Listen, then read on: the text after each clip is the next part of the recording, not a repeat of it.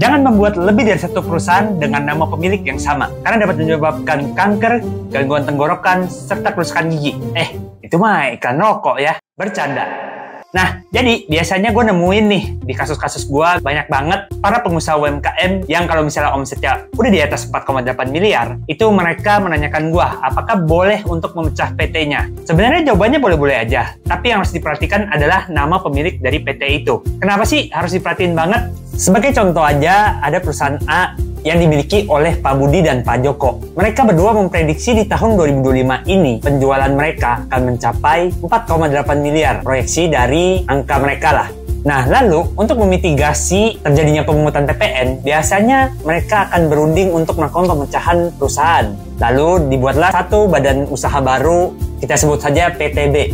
Nama pemiliknya juga sama, si Pak Budi dan juga Pak Joko. Lalu, ternyata perusahaan A dengan perusahaan B melakukan transaksi. Nah, itu harus diperhatikan baik-baik transaksinya. Karena bisa aja nih, atas transaksi yang terjadi itu, perusahaan A dengan perusahaan B disuruh buat yang namanya TV Doc. Nah, TV Doc inilah yang membuat perusahaan kanker juga. Atau kalau konteks di perusahaan adalah kantong kering bagi perusahaan. Karena kalau misalnya teman-teman search TV Doc itu harganya bisa sampai 100 bahkan 500 juta rupiah untuk pembuatan dokumennya.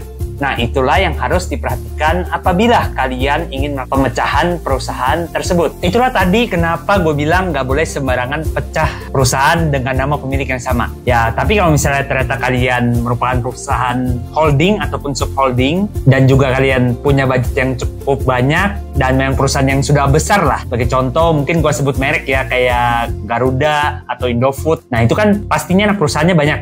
Nah, mereka pasti sudah menyiapkan budgetnya. Jadi, sebelum kalian tanya kayak, loh kan banyak Son, satu orang punya beberapa perusahaan. Nah, itu balik lagi. Mereka pasti sudah mempersiapkan budgetnya dan juga sudah merupakan perusahaan yang besar. Tapi bagi kita perusahaan yang masih ecek-ecek, yang kasarannya profitnya masih belum terlalu besar, kalian harus mempertimbangkan hal ini. Nah, kira-kira ada solusinya nggak sih kalau misalnya kalian mau pecah PT biar tetap nggak pungut PPN? Pastinya ada dong caranya. Nah, yang pertama adalah, balik lagi ke kasusnya Pak Joko dan Pak Budi. Kalian tetap bangun perusahaan A dan juga perusahaan B.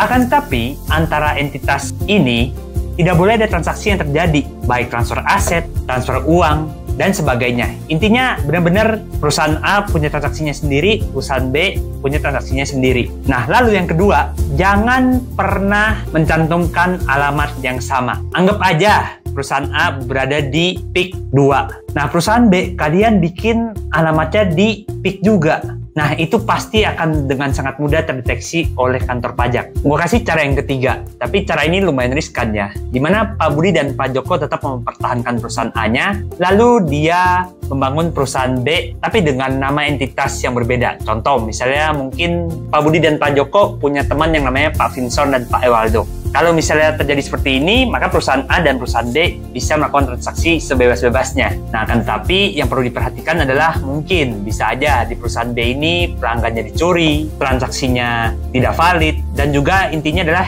hal-hal yang bisa membuat perusahaan A itu menjadi rugi. Itulah ketiga cara untuk melakukan pemecahan perusahaan dengan baik dan benar.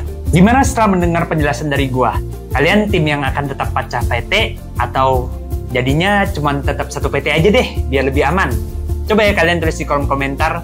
Dan kalau misalnya ada pertanyaan yang kalian mau tanyakan atau kurang jelas, langsung aja tulis juga di kolom komentar. Siapa tahu gue bisa bantu jawab pertanyaannya. Nah, itu dia video gue kali ini. Terus berkarya sampai waktunya check out dari bumi.